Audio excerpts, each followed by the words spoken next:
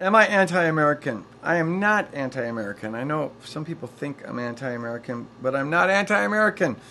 Um, what I am is I want to be kingdom, and that means I want to be transnational in my perspective. I don't want to be.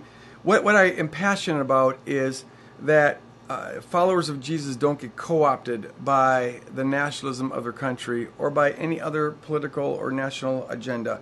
And the history of the church is a history of that going on and on and on and on. America is I think a good country. When I look at North Korea, I'm happy I'm in America.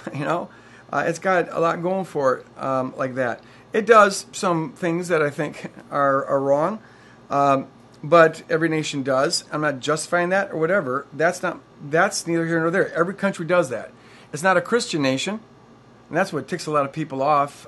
They want it to be a Christian nation, but America's never turned the other cheek. It's never loved their enemies. It never will. Nations in this fallen world don't do that. People within nations do that. And we ought to, all who follow Jesus ought to be doing that.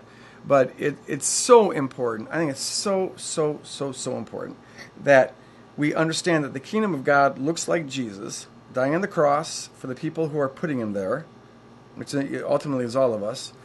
That's what the kingdom of God looks like. The kingdoms of this world look other than that.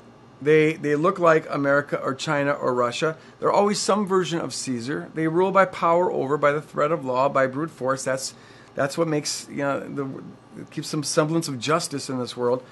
But I'm no more anti-American than I am anti anything else. It's not the kingdom of God. It's a good country. But it's not the kingdom of God. And precisely because it's good. If you're in North Korea, you'd never be tempted to identify your culture or your nation or your government as Christian.